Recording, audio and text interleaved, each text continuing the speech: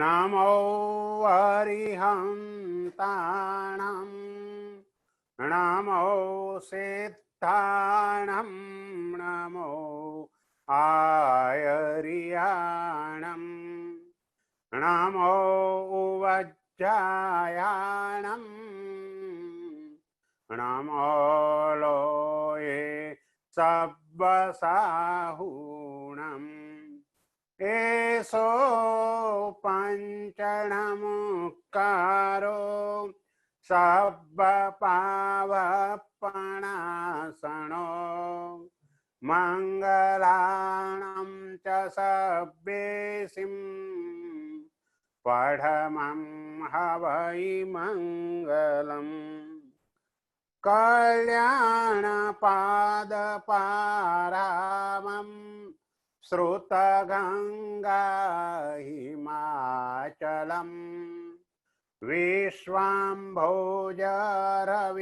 देवं वन्दे श्रीज्ञातनन्दनम् अज्ञानतिमिरान्धानां ज्ञानाञ्जनशलाकया नेत्रमुन्मीलितं येन तस्मै श्रीगुरवे नमः। जीव विचार प्रकरण शुरुआत में कहूं जीवना मुख्य बे प्रकार मुक्त जीवो अने संसारी जीवो।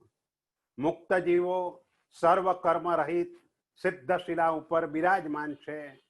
तेना मुक्त थया पूर्वेना 15 प्रकारों छे जेनी वात 25મી गाथामां आवशे। संसारी जीवो 4 गतिरूप आ संसार में परिभ्रमण करनार जे पण आत्माओं छे ते संसारी जीवो छे। संसारी जीवोना 2 प्रकार त्रस अने स्थावर। स्थावर पोतानी इच्छा मुजब हलन चलन नहीं करी सकता ते स्थावर अने ते स्थावर नामकर्मनो तेमने उदय होय छे। तेमां पृथ्वीकाय, अपकाय, तेवकाय, वावकाय अने साधारण वनस्पतिकाय ए 5 बादर पण होय छे अने सूक्ष्म पण होय छे। ज्यारे प्रत्येक वनस्पति बादर होय छे आम 11 पर्याप्ता अने 11 अपर्याप्ता ते स्थावर जीवोना एटले के एकेन्द्रिय जीवोना भेदो छे। त्रस जीवो एना मुख्य 4 प्रकार बेइंद्रिय, तेइंद्रिय, चौरिंद्रिय अने पंचेन्द्रिय।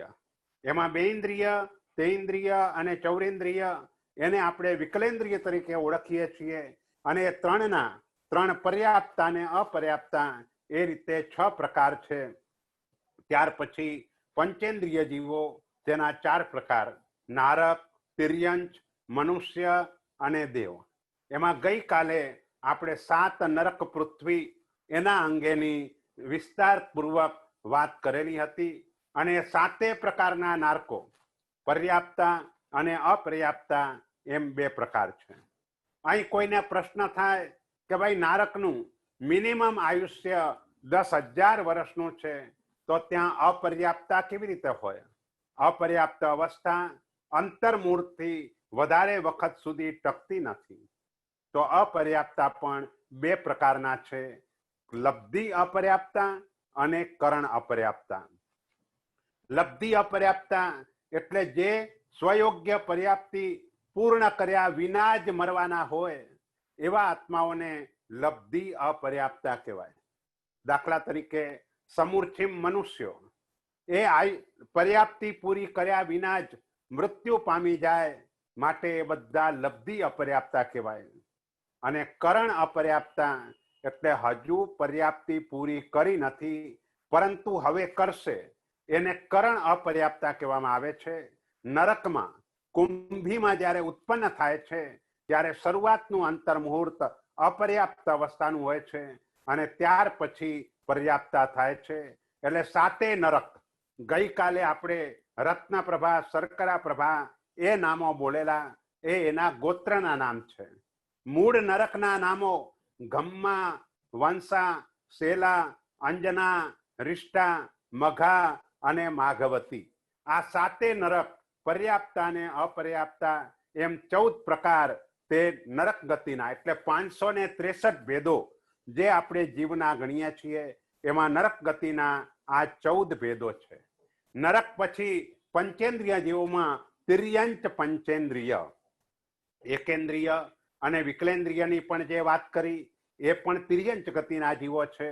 પરંતુ અહીં તિર્યંચ પંચેન્દ્રિયની વાત આપણે કરી રહ્યા છીએ કે જે 5 ઇન્દ્રિયો વાળા તિર્યંચ ગતિના જીવો છે તે જીવો કયા કયા? તો એ 20મી ગાથામાં એ જીવોના વર્ણન કરેલું છે. જલયર થલયર ખયરા તિવિહા પંચિન્દ્રિયા તિરિક્ષાય સુસુમાર મચ્છ કચ્છવ ગાહા મગરાય જલચારી. તિવિહા પંચિન્દ્રિયા તિરિક્ષાય. તિવિહા એટલે 3 પ્રકારે. કોણ? તો કે પંચિન્દ્રિય તિરિક્ષાય એટલે પંચેન્દ્રિય તિર્યંચો 3 પ્રકારે છે. જલયર, થલયર, ખયરા. જલયર એટલે જલચર, પાણીમાં રહેનારા. થલયર એટલે સ્થળ એટલે જમીન ઉપર ચાલનારા. અને ખયરા, ખ એટલે આકાશ, આકાશની અંદર ઉડનારા એટલે પક્ષીઓ, ખેચરો. આ રીતે પંચેન્દ્રિય તિર્યંચોના 3 પ્રકાર છે. જલચર, સ્થલચર અને ખેચર. એમાં જળચર જીવોના નામો અહીં બતાવ્યા છે. સુસુમાર, માછલું, કાચબો. ગ્રાહ એટલે ઝુંડ. ઝુંડ એટલે એક એવા પ્રકારનું પ્રાણી છે કે અતિશય બળવાન, હાથીને પણ ખેંચી જાય એવા પ્રકારનું બળવાન પ્રાણી જળચર જીવ તે ગ્રાહ એટલે કે ઝુંડ અને મગર. આ બધા પાણીમાં રહેનારા જીવો છે. તો જમીન ઉપર ચાલનારા જીવો એ કયા? તો 21મી ગાથા. ચૌપય ઉર પરિસપ્પા ભૂય પરિસપ્પાય થલયરા તિવિહા ગોસપ્પ નૌલ પમુહા બોધબ્બા તે સમાસેણમ. થલયરા તિવિહા એટલે સ્થળચર જીવો જમીન ઉપર ચાલનારા 3 પ્રકારના છે. કયા કયા? તો કે ચૌપય એક 4 પગથી ચાલનારા ચતુષ્પદ. ઉર પરિસપ્પા પેટથી ચાલનારા. ઉર એટલે પેટ, છાતી, એનાથી ચાલનારા. ભૂય પરિસપ્પા હાથથી ચાલનારા એટલે ભુજ પરિસર્પ. પેલા ઉર પરિસર્પ અને આ ભુજ પરિસર્પ. આમ 3 પ્રકારે સ્થળચર જીવો છે. દાખલા તરીકે ગો એટલે ગાય, એ ચતુષ્પદ છે. સપ્પ એટલે સર્પ, એ પેટથી ચાલનારા છે. અને નૌલ એટલે નોળિયો, તે હાથથી ચાલનારા છે. એટલે ગાય, સર્પ, નોળિયો વગેરે તે ટૂંકમાં જાણવા. એટલે દરેકનું એક એક ઉદાહરણ અહીં આપી દીધું અને કહ્યું કે તે ટૂંકમાં જાણવા. ત્યાર પછીની 22મી ગાથા, એમાં પણ ખેચર જીવો છે. એટલે પેલા ગાથા લઈ લઈએ છીએ, પછી આપણે વિવેચન કરીએ છીએ. ખયરા રોમય પક્ષી ચમ્મય પક્ષીય પાયડા ચેવ નરલોગાઓ બાહિમ સમુગ્ગ પક્ષી વ્યય પક્ષી. ખયરા એટલે કે ખેચર જીવો આકાશમાં ઉડનારા. એ રૂંવાટીની પાંખવાળા અને ચામડીની પાંખવાળા. કબૂતર, મેના, પોપટ એ બધા રૂંવાટીની પાંખવાળા છે. અને ચમ્મય પક્ષી ચામડાની પાંખવાળા એટલે ચામાચીડિયું વગેરે ચામડાની પાંખવાળા પ્રગટ છે. પાયડા એટલે પ્રગટ જ છે. નરલોગાઓ બાહિમ અને મનુષ્ય લોકની બહાર સમુદ્ગત પક્ષી અને વિતત પક્ષી. સમુદ્ગત એટલે સંકોચાયેલી પાંખવાળા અને વિતત એટલે વિસ્તારેલી પાંખવાળા. જન્મથી જ જેની પાંખ સંકોચાયેલી છે એની મરણ પર્યંત સંકોચાયેલી જ રહે. અને જેની પાંખ વિસ્તરેલી છે એની પાંખ મરણ પર્યંત વિસ્તરેલી જ રહે.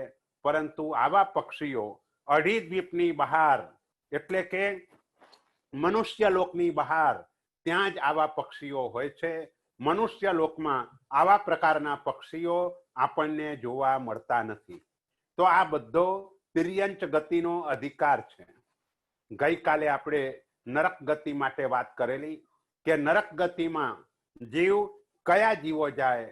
કે માંસાહાર કરનાર, પંચેન્દ્રિય જીવોનો વધ કરી અને માંસની પ્રાપ્તિ થાય છે માટે માંસાહાર કરનાર. ઘણા આરંભ અને સમારંભથી યુક્ત અને રૌદ્ર ધ્યાન વાળા જીવો મરીને નરક ગતિમાં જાય છે. તિર્યંચ ગતિનું દુઃખ એક અપેક્ષાએ નરકથી પણ વધારે છે અને એ માત્ર નિગોદની અપેક્ષાએ છે. નરકના જીવો પોતાના દુઃખને વ્યક્ત કરી શકે છે કારણ કે સંગની પંચેન્દ્રિય છે. નિગોદ એના જીવો પોતાના દુઃખને જરા પણ વ્યક્ત કરી શકતા નથી કારણ કે વ્યક્ત કરી શકવા માટે એને જીભ વગેરે કોઈ પણ ઇન્દ્રિયોની પ્રાપ્તિ થઈ નથી. સૌથી વધારે દુઃખ એ જન્મ મરણનું દુઃખ ગણાય અને જન્મ મરણનું દુઃખ એ નરક કરતા પણ નિગોદમાં ઘણું વધારે છે. નરકમાં એક વખત જન્મ થઈ ગયો પછી 10,000 વર્ષથી લઈ અને 33 સાગરોપમ સુધીનું આયુષ્ય હોય છે. મૃત્યુ છેક 10,000 વર્ષથી લઈને 33 સાગરોપમ પર્યંત જેનું જેટલું આયુષ્ય છે તે પૂર્ણ ભોગવ્યા પછી જ એનું મૃત્યુ થાય છે. જ્યારે તિર્યંચ ગતિમાં ખાસ કરીને નિગોદના જીવો એ તો જન્મ મરણ જન્મ મરણ જન્મ મરણ કર્યા જ કરે છે. એક વખતે આપણે શ્વાસ લઈએ એમાં 18 વખત એ જીવોનો જન્મ થઈ જાય અને 17 વખત મૃત્યુ થઈ જાય. 48 મિનિટનો સમય પસાર થવા દઈએ તો એ સમય દરમિયાન 65,536 વખત એમના જન્મ મરણ થાય. પણ આ બધી જ વાત નિગોદની અપેક્ષાએ છે. એટલે નરક કરતા પણ વધારે દુઃખ આ રીતે નિગોદનું દુઃખ છે.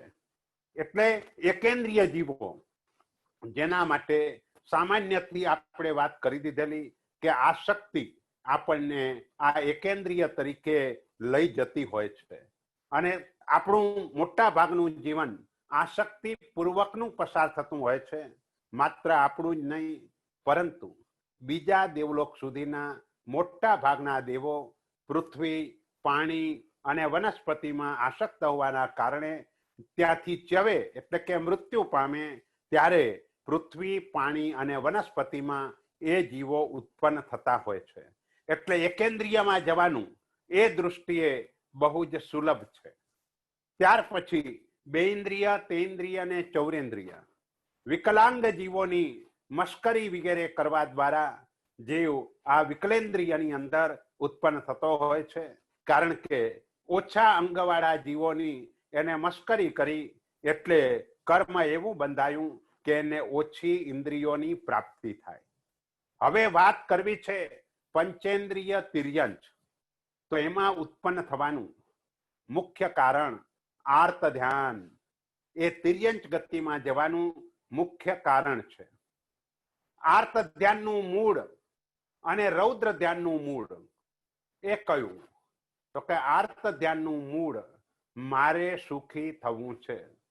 એના માટેના જેટલા વિચારો મનમાં આવે અને એ વિચારો જો સતતપણે રહ્યા કરે તો એને આર્ત ધ્યાન કહેવાય. અને આવેલું સુખ ચાલ્યું ન જવું જોઈએ. સુખને સાચવવાના, સુખને ટકાવી રાખવાના જે સતત વિચારો ચાલ્યા કરે એને રૌદ્ર ધ્યાન કહેવાય. રૌદ્ર ધ્યાન માટે તો ગઈકાલે આપણે વાત કરી દીધી કે આ ધ્યાન વાળો જીવ મરીને નરક ગતિમાં ઉત્પન્ન થાય છે. તો તિર્યંચ ગતિમાં આજના દિવસે આપણે મહત્વના 2 કારણોથી તિર્યંચ ગતિમાં જઈએ છીએ. એક કારણ આ આર્ત ધ્યાન છે. પહેલા નંબરમાં ઇષ્ટ વિયોગ. ગમતી વસ્તુ કે ગમતી વ્યક્તિ આપણાથી દૂર થઈ જાય તેવા સમયે એને પાછા મેળવવા માટેના જે સતત વિચારો ચાલ્યા કરે એને આર્ત ધ્યાન કહેવાય. બીજા નંબરનું આર્ત ધ્યાન અનિષ્ટ સંયોગ. ન ગમતી વસ્તુ કે ન ગમતી વ્યક્તિ આપણી જોડે આવી જાય અને એને દૂર કરવા માટેના સતત વિચારો મનમાં ચાલ્યા કરે એને અનિષ્ટ સંયોગ આર્ત ધ્યાન કહેવાય. કોઈને ત્યાં જમવા જવાનું હોય, ન ભાવતું શાક જ પીરસાઈ જાય તો તેવા સમયે મોઢું બગાડીએ એ અનિષ્ટ સંયોગ નામનું આર્ત ધ્યાન ત્યાં થવાની શક્યતા છે. ત્રીજા નંબરમાં ચિંતા. સમ્યક દૃષ્ટિ આત્મા આવતીકાલની પણ ચિંતા ન કરે, કારણ કે સમજે છે હું જેવા કર્મ કરીને આવ્યો છું એને અનુરૂપ જ મારી આવતીકાલ પસાર થવાની છે. એટલે એની ચિંતા સમ્યક દૃષ્ટિ આત્માને હોતી નથી. સમ્યક દૃષ્ટિ આત્મા હંમેશા વર્તમાનમાં જીવતો હોય છે. ભવિષ્યની ચિંતા એ કદાપી કરતો નથી. જે ભવિષ્યની ચિંતા કરે છે એ આર્ત ધ્યાનથી યુક્ત થાય છે અને એના કારણે એને મરીને આવી તિર્યંચ ગતિની અંદર ચાલ્યા જવું પડે છે. અને ચોથા નંબરનું અગ્ર સોચ નામનું આર્ત ધ્યાન. એટલે એક અપેક્ષાએ કેવું હોય તો 99 ધર્મના બદલામાં સાંસારિક પદાર્થની જે અપેક્ષા રહ્યા કરે એ અપેક્ષા એ આપણને તિર્યંચ ગતિ તરફ ઢસડીને લઈ જતી હોય છે. જોકે કોઈ પણ પ્રકારનું શલ્ય સારું નથી. તિર્યંચ ગતિ એમાં ખાસ કરીને માયા તૈર્યગ યોનસ્ય ઉમા સ્વાતિજી મહારાજાએ તત્વાર્થાધિગમ સૂત્રની અંદર જણાવી દીધું કે મુખ્યપણે માયા એ તિર્યંચ ગતિનો આશ્રવ છે. માટે માયા, અહીં માયાનો અર્થ મોહ મમત્વ એવો અર્થ નથી કરવાનો, પણ એ માયા એટલે કપટ. અંદર કંઈ હોય બહાર કંઈ બતાવે આવા પ્રકારનો જેનો સ્વભાવ હોય એ જીવો માયાવાળા જીવો કહેવાય. અને માયા સહજતાથી જીવને તિર્યંચ ગતિ તરફ ઢસડીને લઈ જાય છે. એટલે માયા એ કરવા યોગ્ય નથી. નિયાણાની પણ હમણાં આપણે વાત કરી કે નિયાણું એ પણ ભલે એક વખતે તમારી અપેક્ષા પૂર્ણ કરાવી દે, પરંતુ ભવિષ્યમાં આપણા આત્માનો વધારે સમય તિર્યંચ ગતિ તરફ પસાર થાય એ રીતે એ કાર્ય કરતું હોય છે. એટલે કોઈ પણ પ્રકારનું શલ્ય તે આદરવા યોગ્ય નથી. એટલે મુખ્ય આ બે બાબત તો થઈ. હજુ એક ત્રીજી બાબત છે. પહેલા નંબરમાં આર્ત ધ્યાનની વાત કરી, બીજા નંબરમાં તિર્યંચ ગતિમાં જવા માટે માયા નામના કષાયની વાત કરી કે માયા નામના શલ્યની વાત કરી. ત્રીજા નંબરમાં આહાર સંજ્ઞા, સતત ખાવા પીવાની ઈચ્છા થયા કરે, મીઠા વગેરે પદાર્થો ખાવાનું મન થાય, જ્યાંની જે વસ્તુ ફેમસ હોય ત્યાંથી તે મંગાવીને રસપૂર્વક વપરાતી હોય. તો આવી જે સંજ્ઞા છે એ સંજ્ઞા પણ જીવને તિર્યંચ ગતિમાં લઈ જાય છે. આ તિર્યંચ એનો એક શબ્દ અર્થ થાય તીરછું, આડું. આપણે મનુષ્ય છીએ, આપણા બધાનું શરીર ઊભું છે. નારકોનું શરીર ઊભું છે, દેવનું શરીર ઊભું છે. તિર્યંચો બધા જ ના શરીર આડા છે.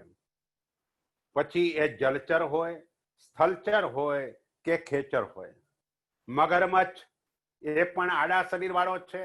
ગાય, ભેંસ, ઘોડા, બકરી, ઊંટ એ પણ આડા શરીર વાળા છે. વાંદરા, ખિસકોલી વગેરે પણ આડા શરીર વાળા છે. અને પક્ષીઓ એ પણ આડા શરીર વાળા છે. જે આડાઈ કરે તે આડા શરીરમાં જાય. વ્યવહારમાં જે હંમેશા આડો ચાલતો હોય, બધામાં એને વાંધાને વચકા નીકળ્યા કરતા હોય, તો એવો જીવ પણ મરીને તિર્યંચ ગતિમાં જતો હોય છે. એટલે આ તિર્યંચ ગતિ એ વધારે ખરાબ એટલા માટે છે કે ત્યાં ગયા પછી જીવ એમાંથી જલ્દીથી બહાર નીકળી શકતો નથી. સામાન્ય રીતે ડાયરેક્ટ આપણે આવા તિર્યંચ પંચેન્દ્રિય જીવોની વિરાધના કરતા હોતા નથી, પણ ઇનડાયરેક્ટ આ તિર્યંચ પંચેન્દ્રિય જીવોની પણ ઘણી રીતે વિરાધનાઓ થતી રહેતી હોય છે. ઘણા લોકો બ્યુટીના સાધનો વધારે પ્રમાણમાં વાપરે છે, પરંતુ એ શેમ્પુ વગેરે એનો પ્રયોગ કોઈ પક્ષી ઉપર, પ્રાણી ઉપર કરવામાં આવે છે અને ત્યાર પછી બજારમાં આવે છે. એટલે તિર્યંચ પંચેન્દ્રિય જીવોની હિંસા થઈને ત્યાર પછી એ શેમ્પુ વગેરે પદાર્થો આપણને મળતા હોય છે. એટલે ઇનડાયરેક્ટ રીતે આ રીતે આપણને પંચેન્દ્રિય જીવોની વિરાધનાનું પાપ લાગે. ઘણી બધી દવાઓ પણ એવી હોય છે કે જે ઉંદર ઉપર, વાંદરા ઉપર એનો પ્રયોગ કરવામાં આવે અને ત્યાર પછી એ દવાઓ બજારમાં આવતી હોય છે.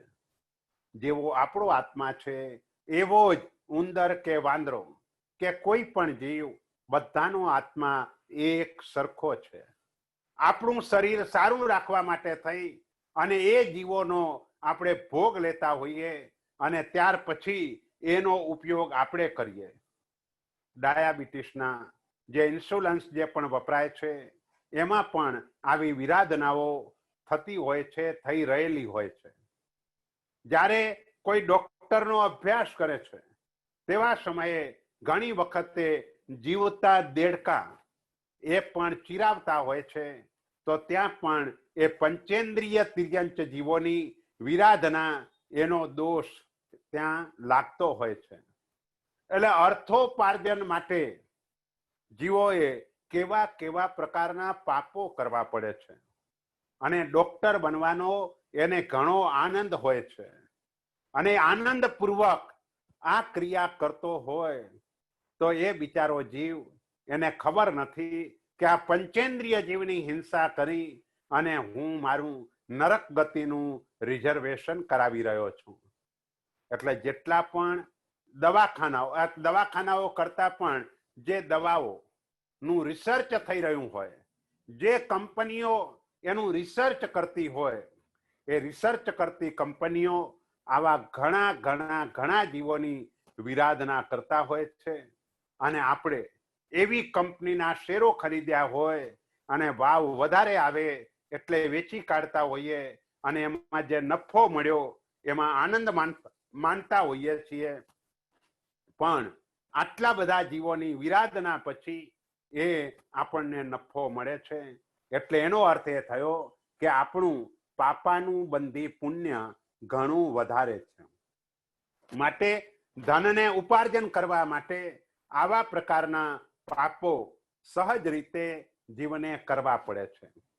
એટલે આના ઉપરથી આપણે એક વાત નક્કી કરવી જોઈએ કે આપણું જીવન અતિશય સાદું હોવું જોઈએ. જે પણ મુલાયમ પર્સ વગેરે બજારમાં મળી રહ્યા છે કે પટ્ટા, જે પણ કમરે બાંધવાના પટ્ટા વગેરે, પણ જે ચામડાના પટ્ટા વગેરે મળે છે, આ બધું જ સાપ વગેરે જીવોની હિંસા કરી અને એમાંથી મેળવાતું હોય છે. ખાસ કરીને પર્સ બનાવવા માટે જે મુલાયમતા જોઈએ એ જીવતા સાપને જો એ રીતે કરવામાં આવે તો જ મુલાયમતા જળવાઈ રહે. મરેલા સાપનું ત્યાં કંઈ કામ લાગતું હોતું નથી અથવા એટલું સુંવાળપ ત્યાં રહેતી નથી અને આપણને તો વધારે મુલાયમ મળે એટલે આપણે રાજી થઈએ. કેટલું સરસ છે. તો આ રીતે ઇનડાયરેક્ટ રીતે ઘણી રીતે પંચેન્દ્રિય જીવોની હિંસામાં પણ આપણે જોડાયેલા છીએ. ચોકલેટ વગેરે બજારમાં જે પણ મળી રહ્યું છે એમાં પણ ઘણા પ્રાણીજ તત્વો ઉમેરવામાં આવતા હોય છે અને એ લોકો ઘણી વખત એને છુપાવતા પણ હોય છે. પૂર્ણ વિગત શેમાંથી બન્યું છે એ ઘણી કંપનીઓ એ પૂરી વિગત આપતી હોતી નથી. જે ગ્રીન ડોટ જોઈએ એની જગ્યાએ એનો માલ ખપે, એના માટે થઈને ક્યાંક ઓલો વચ્ચેનું મિશ્રણ હોય એમાં પણ ગ્રીન ડોટ મૂકી દેતા હોય છે. એટલે એમ લાગે કે આ તો આપણાથી વાપરી શકાય. એટલે સહજ રીતે આ બધા દોષોના ભાગીદાર આપણે બનતા હોઈએ છીએ. આનો રસ્તો માત્ર એટલો જ છે કે બને ત્યાં સુધી આવી વસ્તુઓનો ઉપયોગ ન કરવો. ક્યાંક ઉપયોગ કરવો પડે તો આનંદપૂર્વક ન કરવો. બસ આ આનંદપૂર્વકનો ઉપયોગ, રસપૂર્વકનો ઉપયોગ ગાઢ નિકાચિત કર્મ આત્માને બંધાવે છે. આપણે આગળ વાત કરેલી કે એકેન્દ્રિય જીવોની વિરાધનાથી બેઇન્દ્રિય જીવોની વિરાધનામાં વધારે દોષ લાગે, બેઇન્દ્રિયથી તેઇન્દ્રિય જીવોની વિરાધનામાં.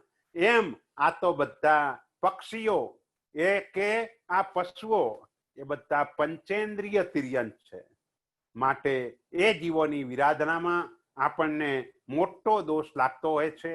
એટલે એ રીતે દરેકે એમાંથી બચવા માટેનો પ્રયત્ન કરવાનો. તો આ તિર્યંચ પંચેન્દ્રિય એના આપણે 5 પ્રકાર જોઈશું. આમ તો 3 બોલ્યા, જલચર, સ્થલચર અને ખેચર. પણ સ્થળચરના 3 પેટા વિભાગ છે. એટલે જલચર, ચતુષ્પદ સ્થળચર, ઉર પરિસર્પ સ્થળચર, ભુજ પરિસર્પ સ્થળચર અને ખેચર. આ રીતે એના 5 પ્રકાર થશે. અને 5 પ્રકારના આ તિર્યંચ પંચેન્દ્રિય જીવો ગર્ભજ પણ હોય અને સમૂર્છિમ પણ હોય. જે જન્મ છે એ જન્મ 3 પ્રકારનો જન્મ છે. ગર્ભજ જન્મ, સમૂર્છિમ જન્મ અને ઉપપાત જન્મ. એમાં ઉપપાત જન્મની વાત ગઈકાલે આપણે કરેલી કે નારકો કુંભીમાં અને દેવો ફૂલની સૈયામાં ઉત્પન્ન થાય છે. એ એમનો ઉપપાત જન્મ છે. જે ગર્ભજ જન્મ જે છે એ ગર્ભજ જન્મ એના પણ 3 પ્રકાર છે. જરાયુજ, અંડજ અને પોતજ. આ 3 પ્રકાર ગર્ભજ જીવોના છે. જરાયુજ એટલે માતાની ઓળમાં વીંટાઈને જન્મે. આપણે જ્યારે જન્મ્યા ત્યારે એવી રીતે વીંટાઈને જન્મેલા હતા, માટે આપણે ગર્ભજમાં જરાયુજમાં આપણો નંબર આવે. ત્યાર પછી અંડજ, ઈંડા રૂપે જન્મે. આ પક્ષીઓ પહેલા ઈંડા મૂકે અને ઈંડા મૂક્યા પછી એ ઈંડાનું સેવન કરે અને એમાંથી જે પક્ષી બહાર આવે તો એ અંડજ જન્મ કહેવાય.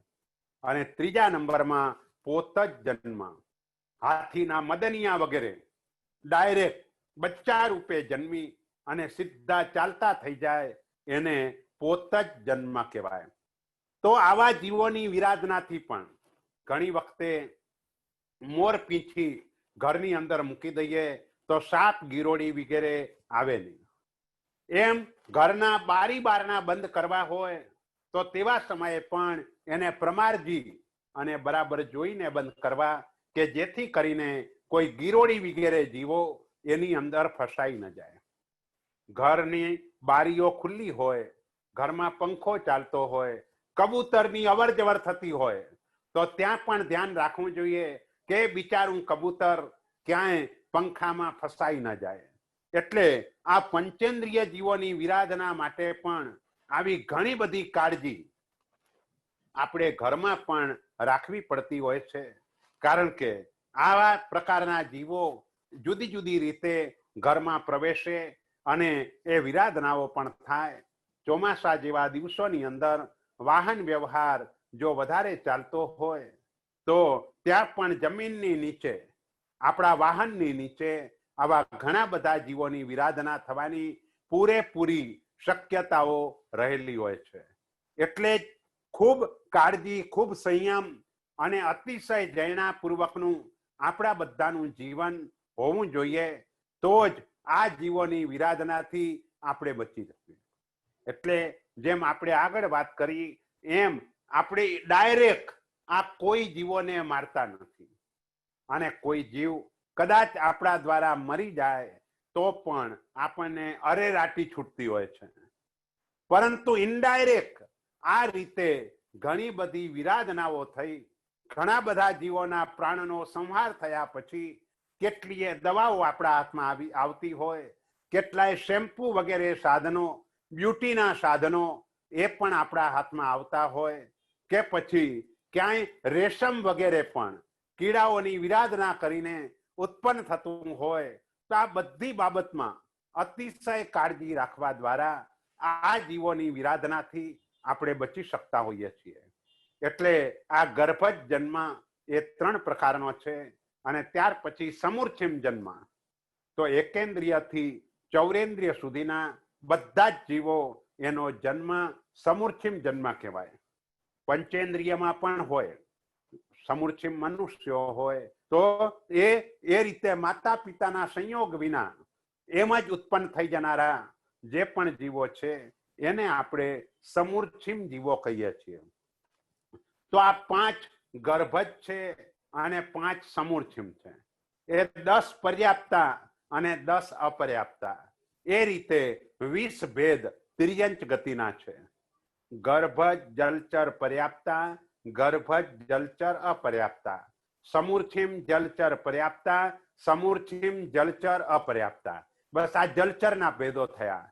એટલે આ જલચર જીવો પાણીની અંદર રહેનારા હોય છે. સ્થલચર જીવો જમીન ઉપર ચાલનારા, એના પણ આપણે 4 પ્રકાર કયા. 4 પગવાળા ગાય ભેંસ વગેરે, પેટથી ચાલવા વાળા સાપ અજગર નોળિયો વગેરે, હાથથી ચાલવા વાળા વાંદરા ખિસકોલી વગેરે. આ બધા જ ગર્ભજ પણ હોય અને સમૂર્છિમ પણ હોય. આપણને ખબર ના પડે કે આ ગર્ભજ છે કે સમૂર્છિમ છે.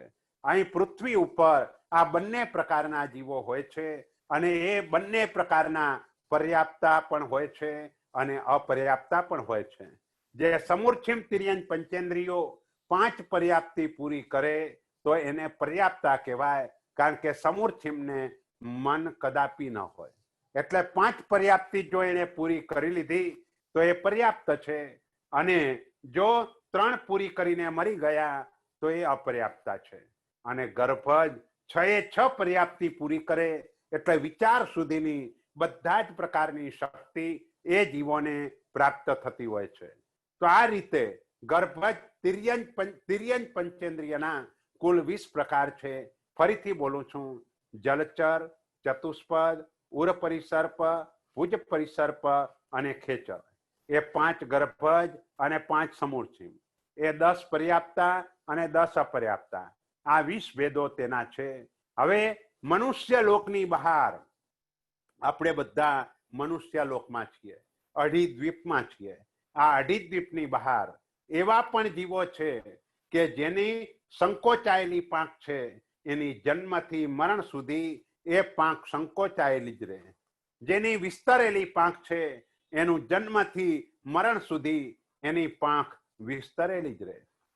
તિર્યંચ ગતિના જીવો પણ વર્તમાનમાં જે પણ છે એ આરા પ્રમાણે એના શરીરની ઊંચાઈ, એનું આયુષ્ય વગેરે એ પ્રમાણે હોય છે.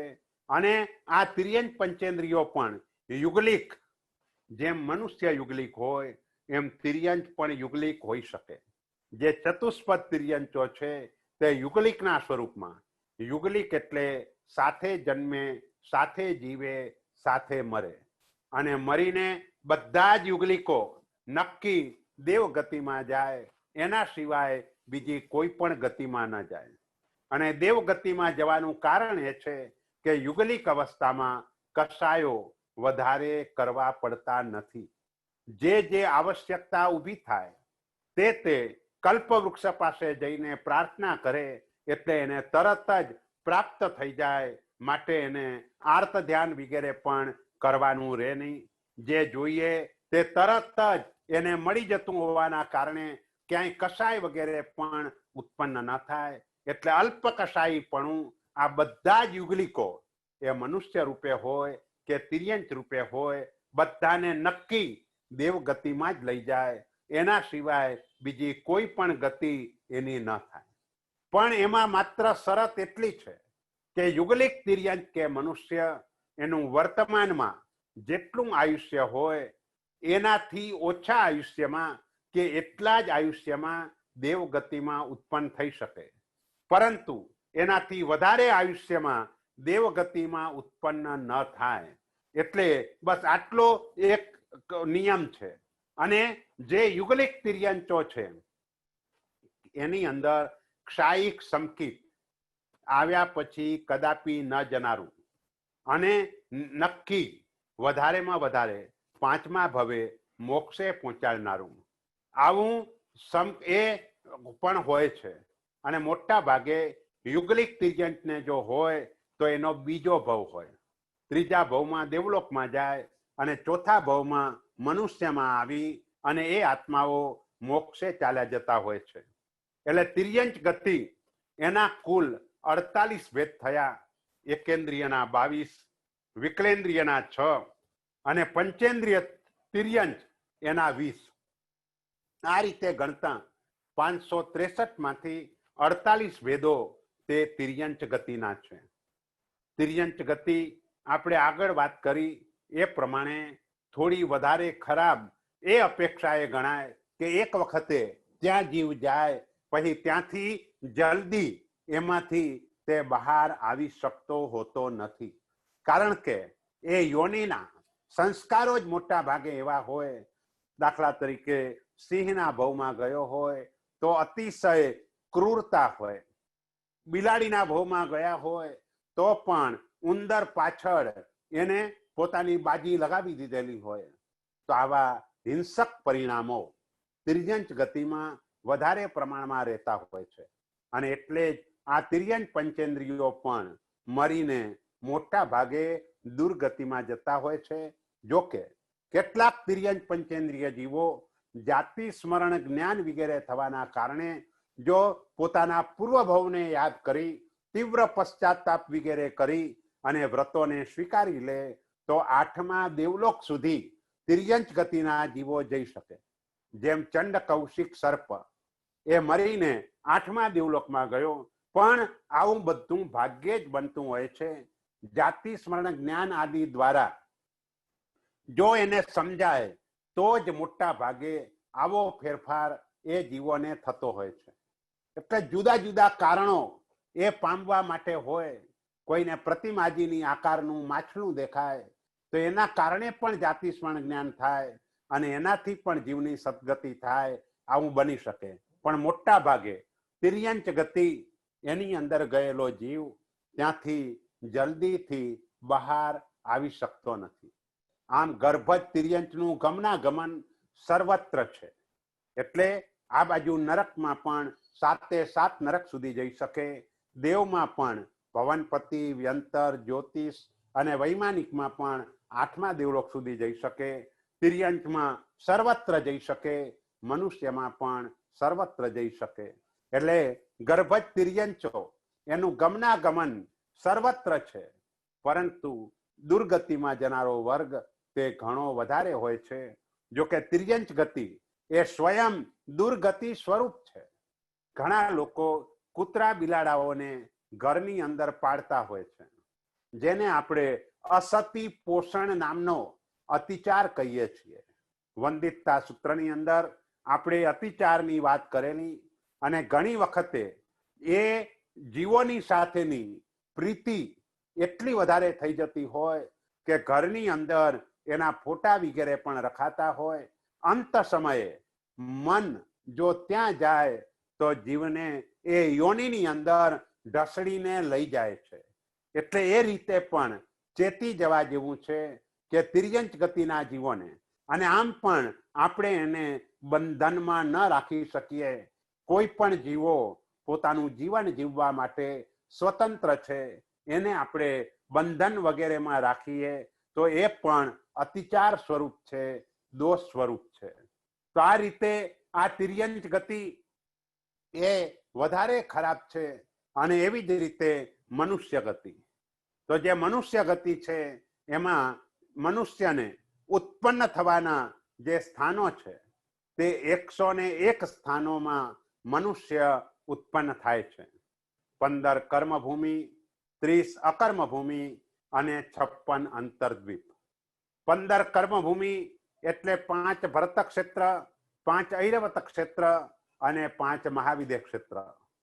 30 અકર્મભૂમિ એટલે 5 હિમવંત ક્ષેત્ર, 5 હિરણ્યવંત ક્ષેત્ર, 5 હરિવર્ષ ક્ષેત્ર, 5 રમ્ય ક્ષેત્ર, 5 દેવ કુરુક્ષેત્ર અને 5 ઉત્તર કુરુક્ષેત્ર. આ રીતે 30 અકર્મભૂમિ છે. કર્મભૂમિ જ્યાં અસી મસી અને કૃષિનો વ્યવહાર હોય, જ્યાં ધર્મ રાજ્ય વગેરેની વ્યવસ્થા હોય, જ્યાંથી આરાધના કરીને મોક્ષે પહોંચી શકાતું હોય, એવી ભૂમિને આપણે કર્મભૂમિ કહીએ છીએ. એટલે આપણે આ ભરત ક્ષેત્રમાં કર્મભૂમિમાં હમણાં વિદ્યમાન છીએ. માટે એ કર્મભૂમિમાં જે ધર્મ થઈ શકે તે ધર્મ આપણે વર્તમાનમાં પણ કરી શકીએ છીએ. આ કાળનો પ્રભાવ પંચમ કાળ છે, અને તે પણ એક અપેક્ષાએ હુંડા અવસર પીણી, એટલે ભૂંડામાં ભૂંડી અવસર પીણી. અવસર પીણી દરેક ઉત્સર પીણી પછી આવે, પરંતુ આવી અવસર પીણી અનંત કાળ ચક્ર પસાર થાય ત્યારે આવે. એક અપેક્ષાએ એમ કહેવાય કે આ અવસર પીણી વધારે સારી સાધક જીવ માટે એટલા માટે કે એની કર્મની નિર્જરા વધારે થાય. કારણ કે સહન કરવાનું વધારે આવે. જે પોતાના નજીકના હોય એના દ્વારા જ વધારે ઉપદ્રવો થતા હોય. જેમ ભગવાને ગોશાળાને તેજોલેસ્યા શીખવી અને ગોશાળાએ એનો ઉપયોગ ભગવાન ઉપર જ કર્યો. બસ પરમાત્મા મહાવીર દેવના શાસનની અંદર જીવો વક્ર અને જડ જ રહેવાના અને એના કારણે એ જેના ઉપર તમે ઉપકાર કરો એ જ જીવો તમારા ઉપર અપકાર કરે. પરંતુ સાધક આત્મા માટે એ ઘણું સારું એટલા માટે છે કે તે સમયે તે આત્મા ક્ષમતા ભાવમાં રહી અને પ્રચંડ કર્મની નિર્જરા કરે છે. માટે સાધક આત્મા માટે આ કાળ પણ બહુ જ સારો છે. એટલે મહાવીર સ્વામીના ભગવાનના સ્તવનમાં આપણે બોલીએ છીએ, મારે તો સુષમાથી દુષમા અવસર પુણ્ય નિધાનજી. એટલે મારા માટે ચોથા આરા કરતા પણ આ કાળ વધારે સારો છે. કારણ કે આ કાળમાં જ વિશેષ કર્મ નિર્જરા થાય. એટલે પણ એ કર્મ નિર્જરા માટે સાવધાની રાખવી પડે. ક્ષમતા ગુણ એને આત્મસાત કરવો પડે. જો એ ગુણ આત્મસાત થઈ જાય તો પ્રચંડ કર્મ નિર્જરા આ કાળની અંદર આ ક્ષેત્રની અંદર થઈ શકે. તો 15 કર્મભૂમિ એમાં મનુષ્યો ઉત્પન્ન થાય, 30 અકર્મ ભૂમિ અને 56 અંતરદ્વીપ, 56 અંતરદ્વીપ, લઘુ હિમવંત અને શિખરી. આ બે પર્વતના નામો છે. આ બંને પર્વતો 100 યોજન ઊંચા છે અને આ બંને પર્વતો આખે આખા સોનાના છે. સોના સિવાય કાંઈ નહીં, પ્યોર ગોલ્ડ. 100 યોજનના આ બંને પર્વતો પ્યોર ગોલ્ડ વાળા છે. લઘુ હિમવંત અને શિખરી આ બે પર્વત ઉપરથી લવણ સમુદ્ર તરફ 4 દાઢાઓ નીકળે છે. એટલે 8 દાઢાઓ થઈ અને એક દાઢા ઉપર 7 અંતરદ્વીપ હોય છે. એટલે 8 ને 7 વડે ગુણતા 56 અંતરદ્વીપ થાય. ત્યાં પણ મનુષ્યોનો જન્મ થાય છે. એટલે મનુષ્યને ઉત્પન્ન થવાના કુલ 101 ક્ષેત્રો થયા. 15 કર્મભૂમિ, 30 અકર્મભૂમિ અને 56 અંતરદ્વીપ. આ રીતે 101 ક્ષેત્રમાં જન્મેલા મનુષ્યો ગર્ભજ પર્યાપ્તા. 101 ક્ષેત્રમાં જન્મેલા મનુષ્યો ગર્ભજ અપર્યાપ્તા. 101 ક્ષેત્રમાં જન્મેલા મનુષ્યો સમૂર્છિમ અપર્યાપ્તા. કારણ કે સમૂર્છિમ મનુષ્યો પર્યાપ્તા કદાપી હોતા નથી. અપર્યાપ્તા અવસ્થામાં જ પોતાનું આયુષ્ય પૂર્ણ થઈ જાય છે. એટલે આ રીતે મનુષ્યના 303 ભેદ થયા. એ 303માં મારો અને તમારો કે જેટલા લોકો સાંભળી રહ્યા છે, જેટલા લોકોને આપણે અહીં જોઈએ છીએ, એ બધા લોકોને માત્ર એક જ ભેદમાં એનો સમાવેશ થાય. જંબુ દ્વીપના ભરત ક્ષેત્રના ગર્ભજ મનુષ્ય પર્યાપ્તા. બસ આ 303માંથી આપણા બધાનો આ એકમાં જ નંબર લાગે. બીજો કોઈ ભેદ અહીં અત્યારે નથી. હા, એમાં ગર્ભજ અપર્યાપ્તા હોય, પણ એ ગર્ભજ અપર્યાપ્તા ક્યારે? તો કે કોઈ વિષય સેવન કરે અને વિષય સેવન કરતી વખતે 9 લાખ ગર્ભજ મનુષ્યો એમાં ઉત્પન્ન થાય અને ઉત્પન્ન થયા પછી તરત જ ચવી જાય, એનું મૃત્યુ થાય. એ ગર્ભજ અપર્યાપ્ત કહેવાય. કારણ કે પર્યાપ્તિ પૂર્ણ કર્યા વિના જ એ જીવો ત્યાંથી મૃત્યુ પામી જાય છે. અને સમૂર્છિમ અપર્યાપ્તા, એનો દોષ આપણને ઘણો લાગતો હોય છે. આપણા શરીરમાંથી અશુચિ સતત નીકળ્યા કરે છે. શરીરનો કોઈ પણ ભાગ હોય, કાન હોય, આંખ હોય, નાક હોય, જીભ હોય, સ્પર્શેન્દ્રિય એટલે કે ચામડી હોય, કે ઠંડીલ કે માતૃના સ્વરૂપમાં પણ અશુચિ બહાર નીકળતી હોય. તો આ બધા જ જે આપણી અશુચિ એમાં 48 મિનિટ પછી આવા સમૂર્થી મનુષ્યો એમાં ઉત્પન્ન થઈ જાય. નખ કાપીએ અને એને તમે ગમે ત્યાં મૂકી દો તો પણ એ નખમાં મેલ હોવાના કારણે 48 મિનિટમાં સમૂર્થી મનુષ્યોની ઉત્પત્તિ થઈ જતી હોય છે. થાળી ધોઈને ન પીએ, પીએ તો બરાબર લૂછીએ નહીં. આ બધી રીતે સમૂર્થી મનુષ્યોની વિરાધનાનું પાપ આપણને ઘણી રીતે લાગતું હોય છે. તો આ રીતે 15 કર્મભૂમિ, 30 અકર્મભૂમિ આ ક્યાં આવેલી છે? જંબુ દ્વીપમાં એક ભરત ક્ષેત્ર, એક ઐરવત ક્ષેત્ર, એક મહાવિદ્ય ક્ષેત્ર, એક હિમવંત ક્ષેત્ર, આ 3 કર્મભૂમિ અને 6 અકર્મભૂમિ, એક હિમવંત ક્ષેત્ર, એક હિરણ્યવંત ક્ષેત્ર, એક હરિવર્ષ ક્ષેત્ર, એક રમ્ય ક્ષેત્ર, એક દેવ કુરુક્ષેત્ર અને એક ઉત્તર કુરુક્ષેત્ર. આ રીતે જંબુ દ્વીપમાં 3 કર્મભૂમિ છે અને 6 અકર્મભૂમિ છે. ધાતકી ખંડ એમાં 6 કર્મભૂમિ એટલે 2 ભરત, 2 ઐરવત, 2 મહાવિદ્ય અને 12 અકર્મભૂમિ એટલે બધા જ 2 હિમવંત, હિરણ્યવંત, હરિવર્ષ, રમ્યક, દેવકુરુ અને ઉત્તર કુરુ. અને અર્ધ પુષ્કરવર દ્વીપમાં પણ આ જ રીતે ધાતકી ખંડની જેમ 6 કર્મભૂમિ અને 12 અકર્મભૂમિ. આ રીતે 15 કર્મભૂમિ એમાં મનુષ્યો ઉત્પન્ન થતા હોય છે. 15 કર્મભૂમિમાં પણ 5 ભરત ક્ષેત્ર અને 5 ઐરવત ક્ષેત્ર. એ 2 ક્ષેત્રોની અંદર કાળનું પરિવર્તન હોય છે. બાકીના ટોટલ આપણે જે 45 ક્ષેત્રો ગણ્યા, 15 કર્મભૂમિ અને 30 અકર્મભૂમિ, એ 30 અકર્મભૂમિ અને 5 મહાવિદ્ય ક્ષેત્ર ત્યાં કાળનું પરિવર્તન નથી. એ 35માં કાળનું પરિવર્તન નથી. કાળનું પરિવર્તન એટલે પહેલો આરો, બીજો આરો, ત્રીજો આરો, આ રીતે જે કાળનું પરિવર્તન એ 5 મહાવિદ્ય ક્ષેત્રમાં પણ નથી અને 30 અકર્મભૂમિમાં પણ નથી. આપણે બધા ભરત ક્ષેત્રમાં છીએ, ત્યાં કાળનું પરિવર્તન છે. તો કાળના પરિવર્તનમાં વર્તમાનમાં અવસર પીણી કાળ ચાલી રહ્યો છે.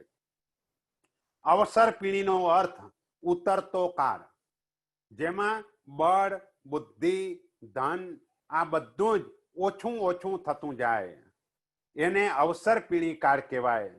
અને આ બધું વૃદ્ધિ પામતું જાય એને ઉત્સર પીણી કાળ કહેવાય. એટલે ચડતો કાળ અને ઉતરતો કાળ એમ 2 પ્રકારનો કાળ છે. વર્તમાનમાં આપણો અવસર પીણીનો 5મા નંબરનો કાળ ચાલી રહ્યો છે. અવસર પીણીનો જે પહેલો આરો છે એ 4 કોડા કોડી સાગરોપમ પ્રમાણ છે. બીજો આરો 3 કોડા કોડી સાગરોપમ પ્રમાણ છે. ત્રીજો આરો 2 કોડા કોડી સાગરોપમ પ્રમાણ છે. ચોથો આરો 42,000 વર્ષ ન્યૂન 1 કોડા કોડી સાગરોપમ પ્રમાણ છે. અને 42,000 માંથી 5મા આરાના માત્ર 21,000 વર્ષ અને 6ઠા આરાના પણ 21,000 વર્ષ.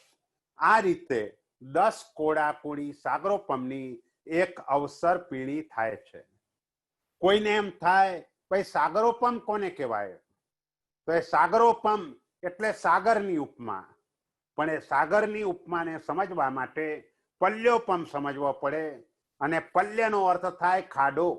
પલ્ય એટલે ખાડો, જેમાં ખાડાની ઉપમા આપી છે.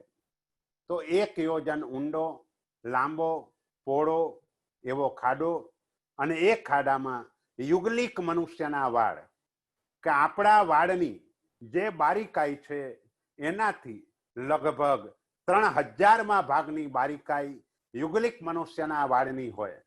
માટે યુગલિક મનુષ્યોના વાળ ઠાંસીને એની અંદર ભરવાના. ઉપરથી ચક્રવર્તીનું આખું સૈન્ય ચાલુ જાય તો પણ એક પણ વાળ દબાય નહીં. અને ચક્રવર્તીનું સૈન્ય કેટલું મોટું હોય! અજીત શાંતિની અંદર કુરુ જણવય હથિણા ઉર નરીસરો પડમંતો. એ ગાથામાં શાંતિનાથ પ્રભુ ચક્રવર્તી સ્વરૂપે છે, માટે ત્યાં એનું વર્ણન કરેલું છે. 32,000 મુકટબદ્ધ રાજાઓ એમની આજ્ઞાને અનુસરતા હોય, 96 કરોડ ગામડાઓના સ્વામી હોય, 84 લાખ ઘોડા, 84 લાખ હાથી, 84 લાખ રથ એના સ્વામી હોય, 1,92,000 જેટલી તો એમને માત્ર સ્ત્રીઓ હોય. એટલે એક ટંક પણ એની રસોઈ બને આખા પરિવારની, એમાં 1 ટન જેટલું નમક જોઈએ. આટલો મોટો ચક્રવર્તીનો વિશાળ પરિવાર એ ખાડા ઉપરથી પસાર થઈ જાય તો એક પણ વાળ દબાય નહીં. આટલો ઠાંસીને એ ખાડો ભરવાનો, અને એ ખાડામાંથી દર 100 વર્ષે એક વાળ બહાર કાઢવાનો. 100 વર્ષે એક વાળ કાઢતા જ્યારે ખાડો ખાલી થાય ત્યારે પલ્યોપમ કહેવાય.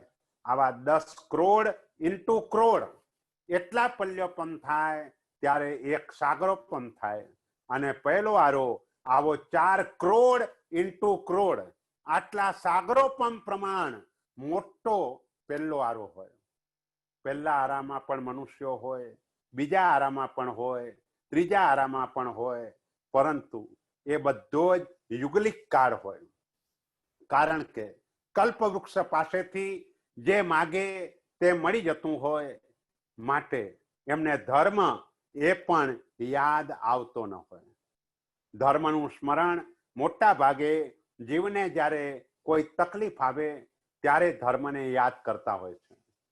ખુદ ત્રિશલા માતા એ પણ ગર્ભમાં જ્યારે ફરકવાનું બંધ થઈ ગયું, વર્ધમાન કુમારે જાણ્યું જ્ઞાનથી, મેં મારી માતાના સારા માટે કર્યું અને એ મારી માતાના દુઃખના માટે થયું. અને જાણ્યા પછી ફરક્યા ત્યારે તરત જ ગર્ભની અંદર અભિગ્રહ કરી લીધો. જ્યાં સુધી મારા માતા પિતા હયાત હશે ત્યાં સુધી હું ચારિત્ર નહીં સ્વીકારું. કારણ કે એમનો આવો સ્નેહ હતો, અને આટલા સ્નેહ છતાં પણ ચારિત્ર સ્વીકારવાની જો વાત કરે, અને તેવા સમયે જો માતા આદિ મૂર્છિત થઈ જાય અને ન બનવાનું કંઈ બની જાય તો તીર્થંકરના માતા પણ દુર્ગતિમાં ચાલ્યા ગયા. આવા પ્રકારનો અનર્થ થાય. આવો અનર્થ ન થાય માટે તીર્થંકર પરમાત્માઓ પણ આવા પ્રકારનો અભિગ્રહ કરતા હોય છે. જે આપણને શીખવાડવું છે, ભાઈ માતાનો પણ આટલો અદ્ભુત કોટીનો વિનય આપણે કરવો જોઈએ, પણ આપણે એમનું અનુકરણ નથી કરવાનું. ભગવાને જે કહ્યું છે તે કરવાનું છે. ભગવાને કર્યું છે એ કરવાની તાકાત આપણા કોઈની નથી. એટલે હંમેશા એ યાદ રાખવાનું કે મારે શું કરવું, કે પરમાત્માની આજ્ઞા શું છે, બસ જે આજ્ઞા હોય એને વિચારીને આપણે કરવાનું. પર્યુષણના દિવસો નજદીક આવી રહ્યા છે. બધાને ચિંતા છે કે ભાઈ આ વખતે આરાધના આપણે કેવી રીતે કરીશું. કોઈ સાધનનો ઉપયોગ કરીને પ્રતિક્રમણાદી ક્રિયાઓ કદાચ કરશો તો એના માટે નવું પ્રતિક્રમણ કરવું પડશે. એટલે જ્યાં નજીક કરવા જેવું એ છે કે દરેક સોસાયટીની અંદર જેટલા પણ જૈનો રહે છે એનું લિસ્ટ બનાવી અને કોને કેટલા સૂત્રો આવડે છે એનું એક લિસ્ટ બનાવવાનું. અને જે નાના બાળકો હોય કે મધ્યમ ઉંમરના પણ હોય, જેની યાદ શક્તિ વધારે હોય, અને આજકાલ એ યાદ શક્તિ સાહજિક વધારે છે કારણ કે વ્યવહારિક અભ્યાસના કારણે બુદ્ધિનો વિકાસ ઘણો વધારે થયો હોય છે. એટલે થોડોક પ્રયત્ન પુરુષાર્થ એમાં કરવાનો હોય છે, પરંતુ એનાથી ઘણું યાદ રહેવા લાગતું હોય છે. હજુ પણ સમય છે, અને એ સમય દરમિયાન જો બધા સૂત્રો કંઠસ્થ થઈ જાય, ભલે એક જ વ્યક્તિને બધા સૂત્રો ના આવડે પણ એને વેચી લો કે એક વ્યક્તિ અજીત શાંતિ કરશે, એક વ્યક્તિ મોટી શાંતિ કરશે, એક અતિચાર કરશે, તો એવી રીતે કરીને પણ જો બધા સાથે મળીને સોસાયટીની અંદર પ્રતિક્રમણ થાય, જે હોલ હોય એમાં સોશિયલ ડિસ્ટન્સ રાખી બધા બેસી અને આરાધના કરી શકે એ રીતની વ્યવસ્થા જો ગોઠવાશે તો એનો લાભ વધારે સારો મળશે. માટે એ આરાધનાઓ એ બધી બાબતમાં પરમાત્માની આજ્ઞા એને મુખ્ય બનાવવાની, આપણી બુદ્ધિ એને આપણે મુખ્ય બનાવવાની નથી. કારણ કે એ બુદ્ધિ હંમેશા આપણને ઠગતી હોય છે. કારણ કે બુદ્ધિની અંદર મોહની મલિનતા છે અને મોહની મલિનતા હોવાના કારણે ખોટા તર્કો અને કુતર્કો આ બુદ્ધિ દ્વારા ઉત્પન્ન થતા હોય છે. જ્યાં જે ખોટું થઈ રહ્યું છે તે ખોટું છે જ, એની અંદર આપણે કંઈ કહેવું નથી, પણ આપણે સારું કરીએ, આપણે સાચું કરીએ અને આપણે આ રીતે યોગ્ય રીતે પ્રતિક્રમણ થાય તે પ્રકારનો પ્રયત્ન કરીએ તો આ રીતે બાળકો વગેરેને વિશેષ પ્રોત્સાહન આપવાથી પણ આ કાર્ય સુંદર રીતે થઈ જશે. પહેલા યુએસની અંદર મેં એક વખતે વાત કરેલી કે સમકિત ગ્રુપ દ્વારા એક સ્કીમ લોન્ચ કરવામાં આવેલી હતી. એ સ્કીમ તો પૂર્ણ થઈ ગઈ, પરંતુ એ સ્કીમનો ડ્રો આ રવિવારે રાખેલો છે. તમે પાઠશાળાના બાળકોને કેટલું ઇનામ આપો? અહીં સમકિત ગ્રુપે નક્કી કર્યું કે અમુક હાજરી અને અમુક ગાથાઓ જે કંઠસ્થ કરે એને 25 લાખ રૂપિયાનું ઇનામ આપવાનું. પરંતુ એના માટે એ નક્કી કરવામાં આવ્યું કે જેટલાના પણ થયા હોય એ બધાનો એક ડ્રો કરવાનો અને ડ્રોમાં જેનો નંબર લાગે એને 25 લાખ રૂપિયાની મોટી રકમ આપવાની. અને એના કારણે આપણે ત્યાં, હવે તો મને ફિગર પણ બરાબર યાદ નથી, પણ ઘણા લોકો રજીસ્ટ્રેશન લગભગ 40,000 જેટલા બાળકોનું એમાં રજીસ્ટ્રેશન થયેલું. એટલે આટલા બધા લોકોએ આમાં ભાગ લીધો. એટલે એક વિચાર કરો કે માત્ર એક અક્ષર પણ કોઈ ભણાવે તો પણ એને 1000 વર્ષનું દેવનું આયુષ્ય બંધાય. આટલા 40,000 લોકો, ભલે એમાં એ સ્કીમની અંદર કદાચ 5 ઓછા થયા હશે, અમુક લોકોની ગાથાઓ નહીં થઈ હોય, અમુક લોકો બરાબર હાજરી નહીં આપી શક્યા હોય અને એના કારણે એ 40 માંથી કદાચ 25,000 આપણને મળ્યા હશે, પણ બાકીના 15,000 પુરુષાર્થ તો કર્યો જ. અને એ પુરુષાર્થના કારણે કેવી પ્રચંડ કર્મ નિર્જરા એમણે પણ કરી. જેટલા અક્ષર ભણાવે શ્રુતના તેટલા વર્ષ 1000 હજી, એટલા 1000 વર્ષનું દેવનું આયુષ્ય બંધાય. ભણાવનારને પણ મોટો લાભ અને ભણનાર પણ એક ગાથા જો બરાબર કંઠસ્થ કરે તો એને પણ એક ઉપવાસ જેટલો લાભ પ્રાપ્ત થતો હોય છે. તો આવી સ્કીમો કરીને પણ આપણા બાળકો, એક 3-4 વર્ષ પહેલા સમકિત ગ્રુપની એવી સ્કીમ હતી કે જે માત્ર બાળકો માટે હતી, બાલિકાઓ માટે નહોતી.